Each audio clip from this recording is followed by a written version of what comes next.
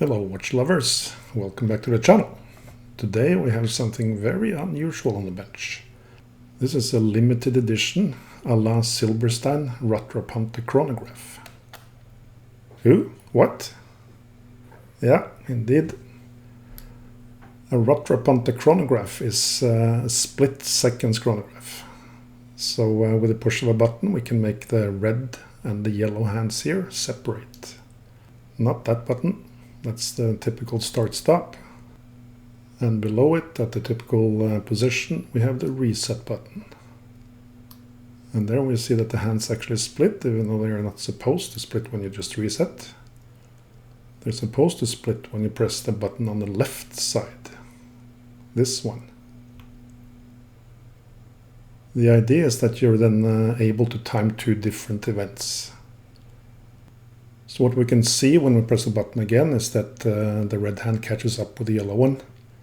We can see when it catches up that it's a little bit slacky, and also the hands stutter a little bit.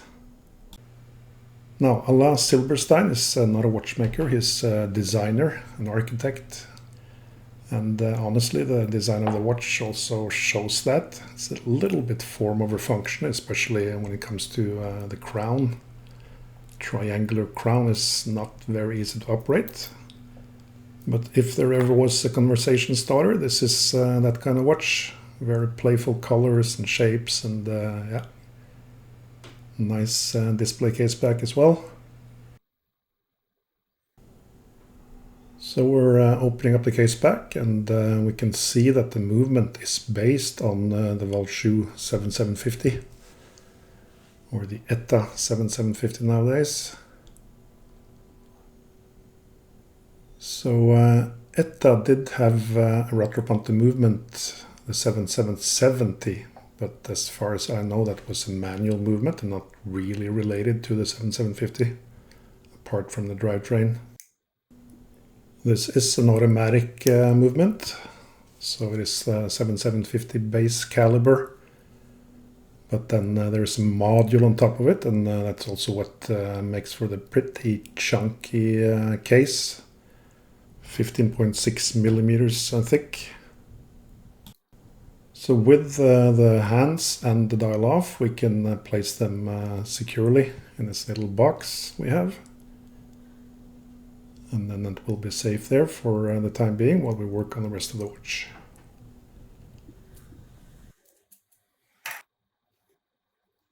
The watch belongs to a gentleman named Andres, and I actually had this watch for a really long time.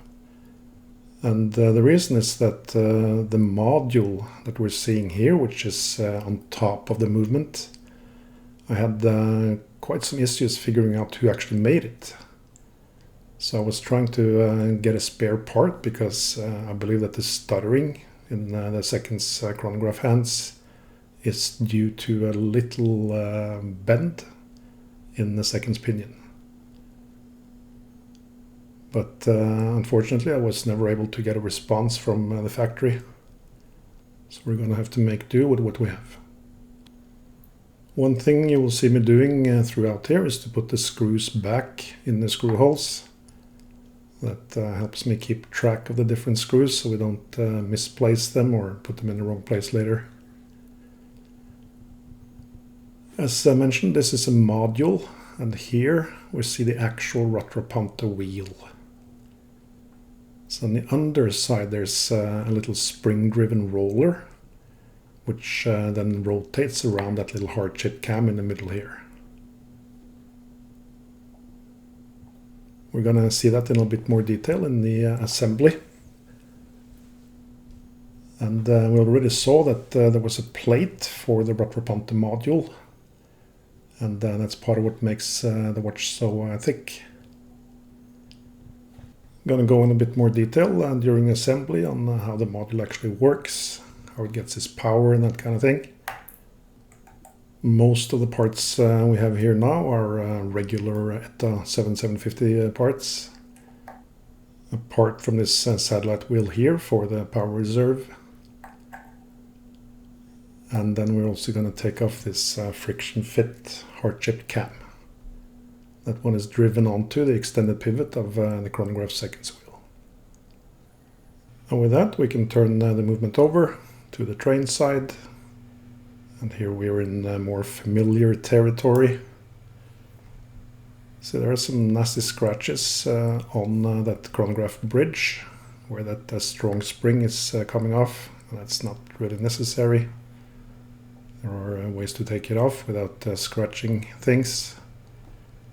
Especially when working on a movement as nicely decorated as this one, it should be possible to show a little bit more caution. But that's how it is. That brings me on to why I was sent this watch in the first place. So the watch isn't actually Andres' watch, it's a friend of his. He wore it and was very happy with it. But he had it serviced some 10-11 years ago, and it never really worked as it should. This should be a chronometer rated watch, but it never ran very well. So after that service he was disillusioned and put it away for 10 years. But now he wanted to make it work again. I'm actually not sure who made the module. It says on the watch that it's made in Besançon in France, which is one of the French centers for watchmaking.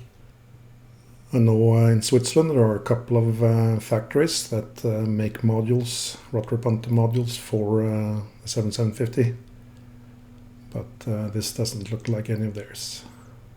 So if anyone knows who made this module, then I'll be very happy to learn that. We're then down to the more standard 7750 parts. I'm going to take off this pretty complicated cam.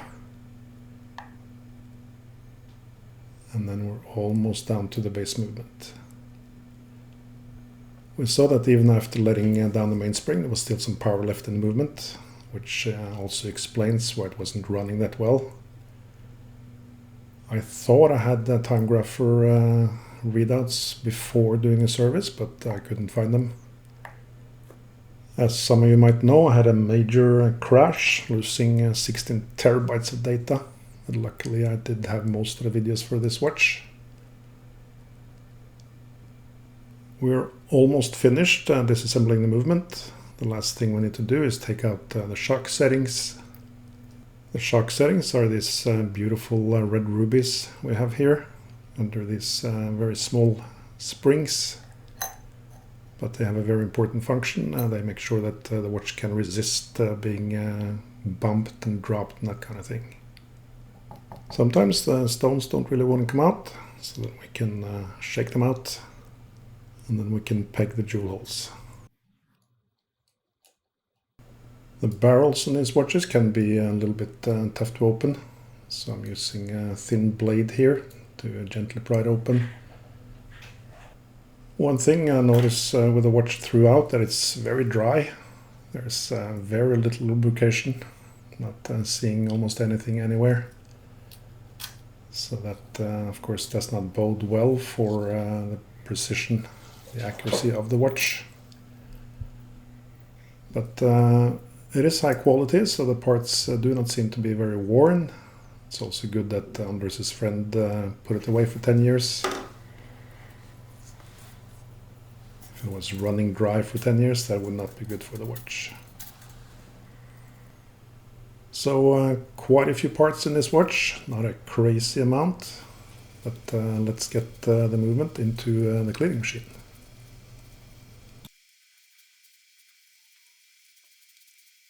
And while working extremely fast in the background here, I just want to say thanks to my members, both on YouTube and Patreon. Really appreciate the support, guys. If you're wondering what the members get, then we have a very nice community on Discord, where we discuss different projects, different problems, and support each other. I also make special member versions of all public videos, so going a little bit more in depth on the technical aspects with some extra footage and so forth. And I also make special videos exclusive for members on how to do different tasks you come up against. So if you are curious, then check out the join button below to see what the different tiers give you. or you can check this URL at patreon.com.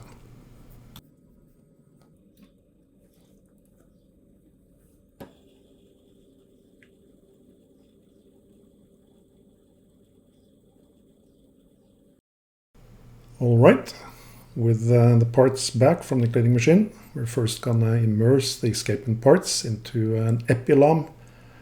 That's a chemical that leaves a very thin film on top of the different parts, and that film will help the lubrication stay in place a little bit better. There are different product names for the epilam. I've started using a new one, but this is still the old Fixodrop. And yes, that bottle, time glass shaped, is the most expensive bottle in the world. And it's not because of the contents. So even though a 5 million Grand Cru 1957 might be more expensive, that's because of the vinegar inside it. This is because glass needs to be time glass shaped, because these chemicals inside it evaporate extremely fast. So I have 2 of these, use them for different chemicals. So yeah, that's where the lunch money for the kids go. After immersing the parts, we're gonna put the pivots into some pithwood, just to make sure there's no residue on the pivots. And then we can oil the capstones. You can see that the oil stays in the middle of the capstone, and that then helps the watch run better for a little bit longer.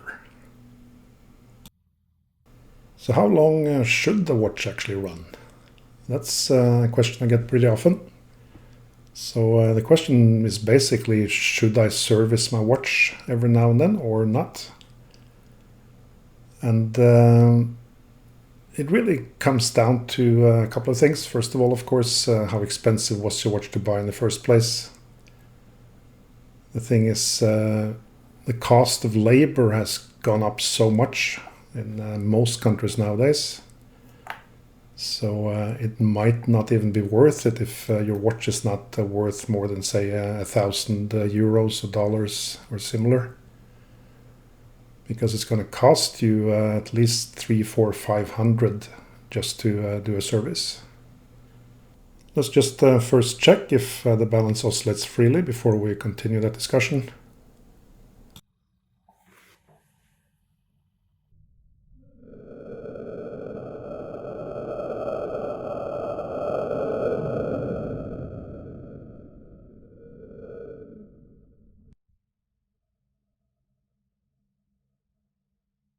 And that looks just fine. So we can start putting together the drivetrain. Use our mainspring winder to get the mainspring back into the barrel. I just want to pick up on that discussion about servicing. Especially watches made, let's say, before the quartz crisis, were more a product of good workmanship and wanted to produce the best product rather than the corporate greed, which is today's watches. So watches made before the 1980s, they were typically made with much better materials.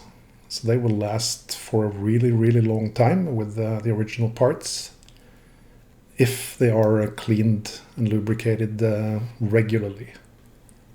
It's a little bit like a fine old sports car that you need to maintain it, and then it's going to keep on running for decades and decades. Newer watches are a little bit different.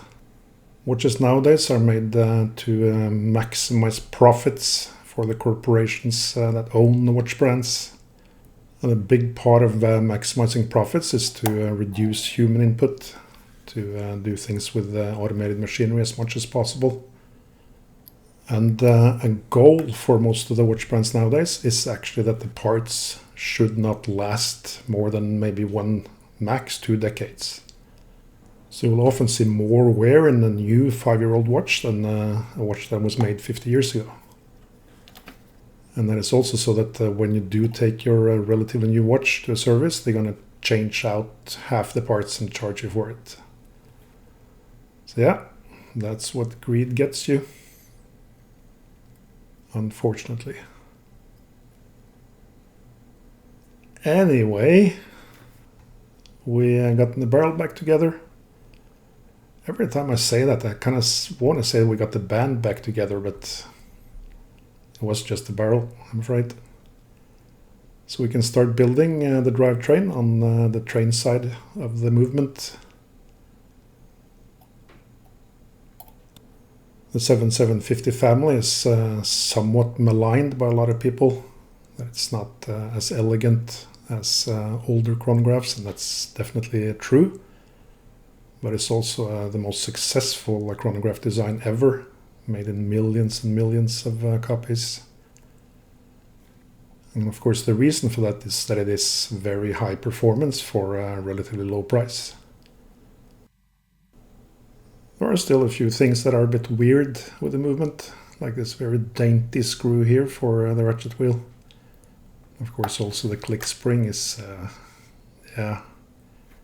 not really elegant. That's alright. What is your favorite chronograph movement? Let me know in the comments below.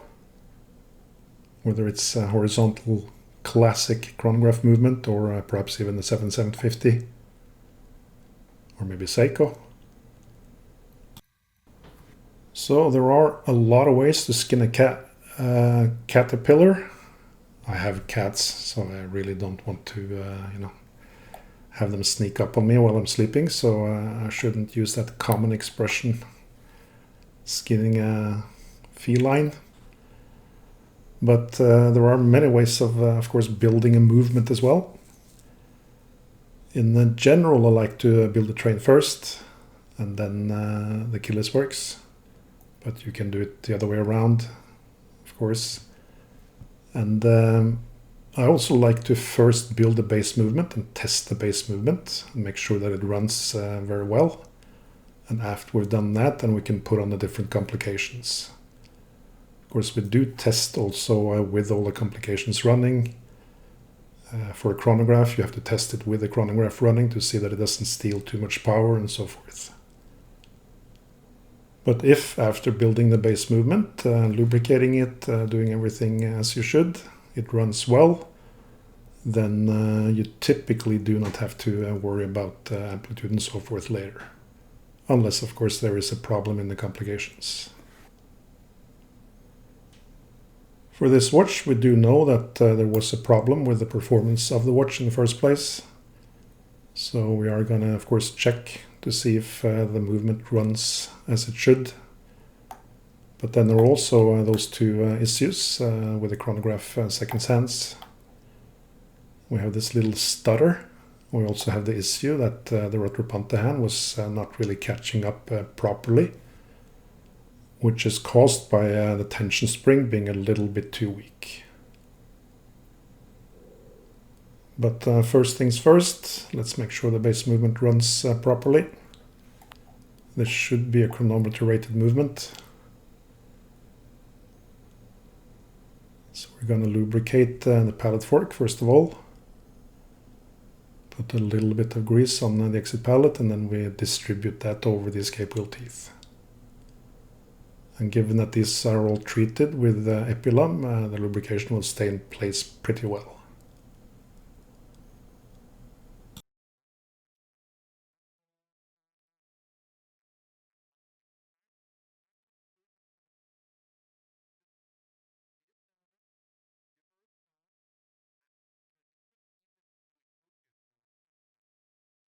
Alright, let's see if this baby wants to fire up.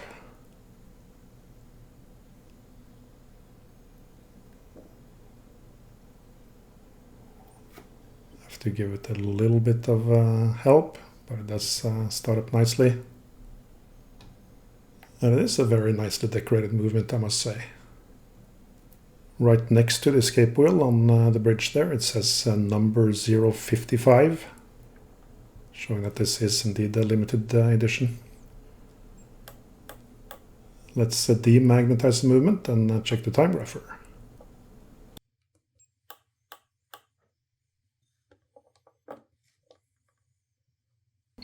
And after a little adjustment, that looks pretty much like a chronometer should run. So we're going to be okay with that. I do have a confession to make, and that is that I actually do quite like the 7750. It's certainly not as elegant, in my view at least, as a classical horizontal clutch chronograph. But yeah, it's just, I don't know, I just kind of like it. Just don't tell anyone, okay?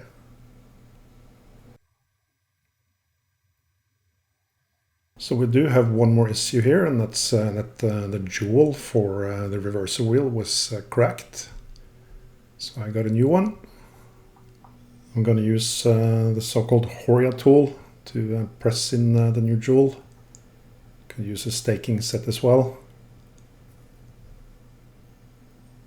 And with that in place, we can put on the automatic bridge. And then we can also start putting together the chronograph parts. So this is a vertical clutch, this little pinion here. The bottom end of it is always in mesh with the fourth wheel. And the top of it can then be moved or rocked a little bit to the side with this clutch here. And that then makes it in contact with the chronograph seconds wheel in the center. And thus start the chronograph. It is a very efficient form of clutch, but perhaps not as elegant. Of course, all these floating parts are, yeah, less easy to work on, I suppose, than the old style, more solid parts. And it might not be entirely surprising to at least the regular viewers of the channel that kind of like old stuff. Maybe it's because I'm an old guy myself. But no one's really allowed to say that, huh? Apart from me. Well, my wife does explain it to me in detail at times. And of course, if my kids tell me I'm old, then my very simple response is no TV for you today. But yeah, one of the big benefits of working on the vintage watches is that you do get a lot of variation. So I know quite a few watchmakers work predominantly on just 2 or 3 movements. And some work pretty much only on one family exclusively. If you're working in Rolex, for instance, or in an Omega service center, you might start out by working on just 1 or 2 different types of movements. So that's why it's fun to work on vintage watches. But you do see a lot more problems.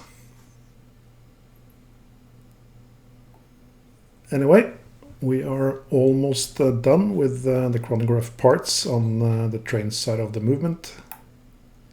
And then we can just check that everything works as it should. I did forget to put on the minute wheel jumper. So let's do that, and then we can turn to the dial side again. The first thing we're going to put on is the cannon pinion, or the driving wheel. This is what transfers the power from the train side to the dial side. What you saw me lubricating there was this tension spring on the underside of it that needs lubrication. Now, one of the challenges when designing a module like this one is that you need to pick up the power from the train side somehow. So all these wheels here are basically designed to do that. They go up through the module and then carries the power from the train side all the way up to the top of the module, and then it's transferred down again to switch the date over. So it's a little bit complicated.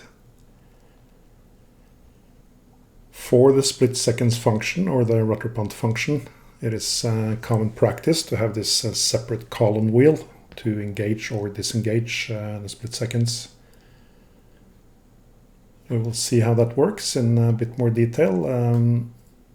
The traditional way of doing it would be to have a sort of pincer that grabs the rattrapante wheel on both sides. This one has a more, well, in a way, a traditional kind of chronograph brake. So we'll see that when we get there, but this is the way that the split seconds column wheel works.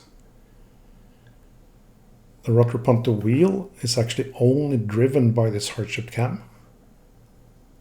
We press that hardship cam by friction onto the extended pivot of the chronograph seconds wheel.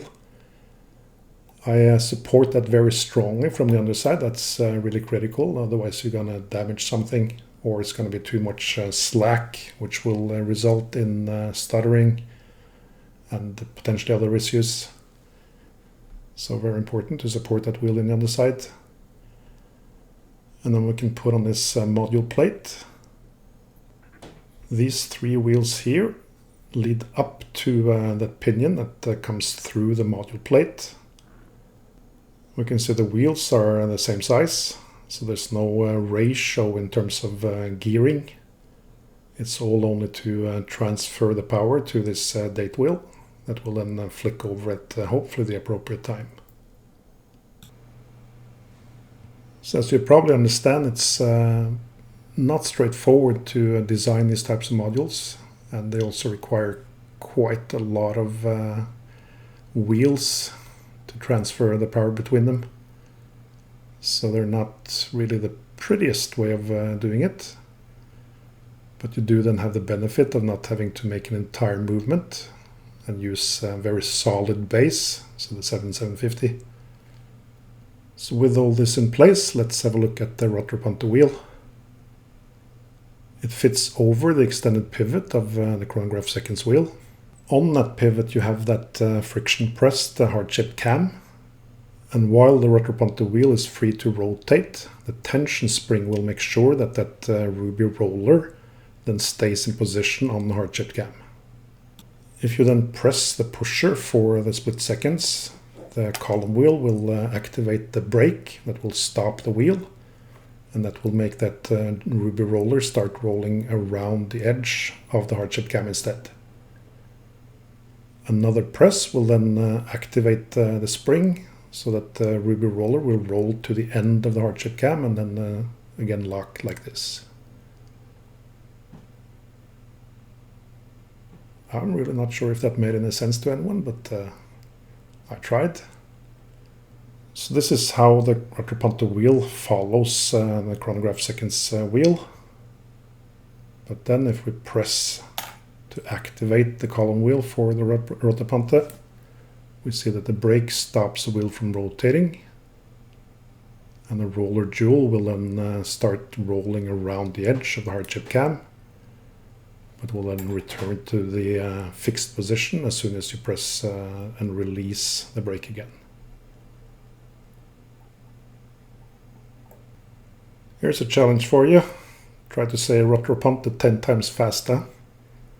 Don't know how many times I've had to redo the voiceover to say rattrapante. Rattrapante. Feels like my tongue is getting 10 times thicker in my mouth just saying it 3 times, you know.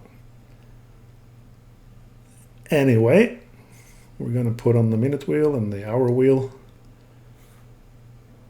One downside to the way this module is constructed is that there's a very small ratio between the minute wheel and the hour wheel. So it takes a lot of turning of the crown to make the hour hand rotate through the dial. But that's just how it is. So I wound the watch so that it's fully wound, and then we can confidently put the power reserve on at full power. We can put the date hand at one specific date, and then we're going to rotate probably about 327,414 rotations of the crown to get past midnight, so that we can put the hour hand on at midnight. First, just checking the quickset function for the date, which is also a bit slow due to the module, and then this propeller-like seconds hand. A bit form over function, but it is a very cool watch. This is a minute counter for the chronograph. Just gonna double check that it works as it should. Sped up a little tiny bit. If you look closely at the center, you'll also see that the rattrapante wheel does not rotate entirely true. So that's unfortunately something we'll have to live with. I tried finding out where to get a replacement, but that was just not possible.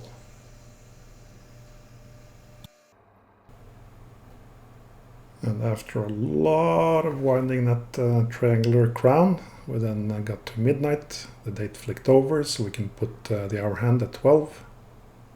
The hour hand tube is very, very wide, so I cannot use my regular hand press.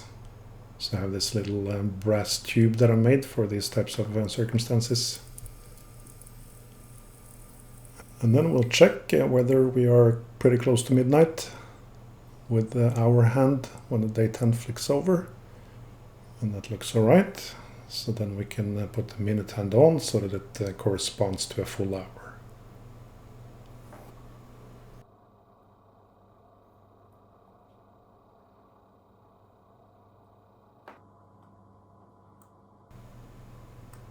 For the rattrapante hand then, it fits on top of the tube for the rattrapante wheel.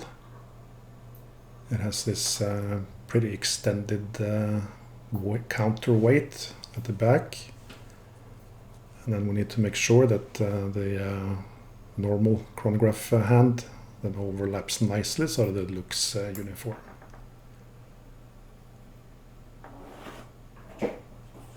Let's speed this up a little bit also and see how it runs.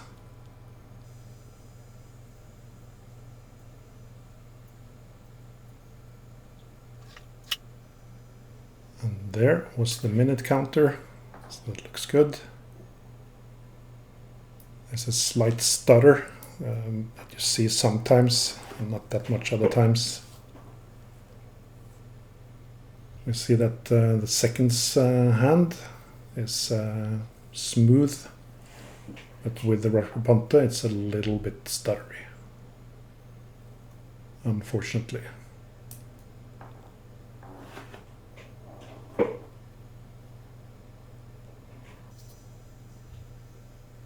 Let's go a few more minutes and then let's see how this works in slow motion.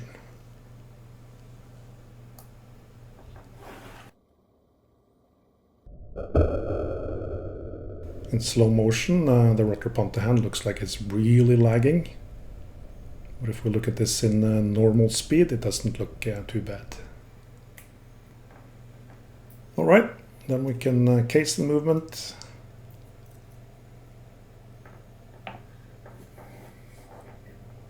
These watches are actually not that expensive. They might sort of look and feel expensive, and they are well made and nicely decorated.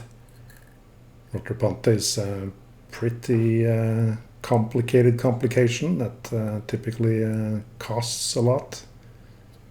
But you can get this type of watch for some 4,000 or 5,000 euros, a dollar.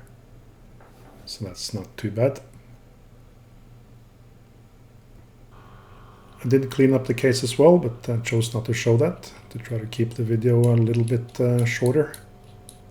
We'll do some slow-mo drop into the ultrasonic next time. I would like to remind everyone that at vintagewatchservices.eu you will always find more than 100 beautiful vintage watches, and you can use this code for 10% off if you are a subscriber. So there we have the watch. Looks very cool on the wrist, I think. And the split seconds function is pretty cool. Definitely a very good conversation piece that now runs as it should.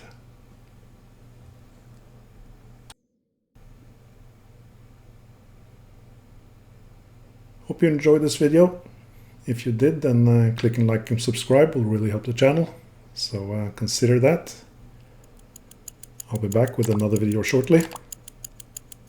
Until then, Ta-ta.